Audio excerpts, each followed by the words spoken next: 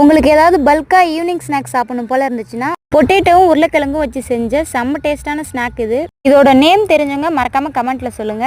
இது செய்யறதுக்கு ஃபர்ஸ்ட் 4 உருளைக்கிழங்கு எடுத்து அது குக்கர்ல போட்டு தேவையான அளவு தண்ணி ஊற்றி நான் நல்லா வேக வச்சு எடுத்துக்கிட்டேன். 2 முட்டையை எடுத்து அதுக்கு தேவையான அளவு தண்ணி ஊற்றி இதையும் வேக வச்சு எடுத்துக்கிட்டேன். நல்லா வேக வச்ச உருளைக்கிழங்க தோல் எடுத்துட்டு நல்லா நம்ம மேஷ் பண்ணி வச்சுக்கலாம்.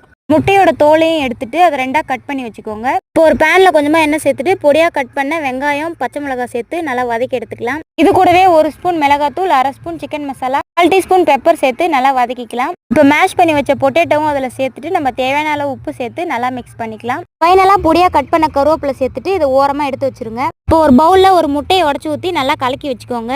பிரெட் கிரம்ஸ் ரெடி பண்ணி அதை ஒரு பிளேட்டில் கொட்டி வச்சுக்கிட்டேன். இப்போ ஸ்நாக் ரெடி பண்ண ஆரம்பிச்சிடலாம். மிக்ஸ் பண்ணி வச்ச பொட்டேட்டோவை கொஞ்சமாக கையில் எடுத்து ஃப்ளாட் பண்ணி வச்சுக்கோங்க. பாயில் பண்ண 1/2 முட்டை எடுத்து அது மேலே வச்சு மேலே எக்ஸ்ட்ரா கொஞ்சம் பொட்டேட்டோ வச்சு நல்லா மூடி நல்லா பால் ஷேப்புக்கு உருட்டி எடுத்துக்கோங்க.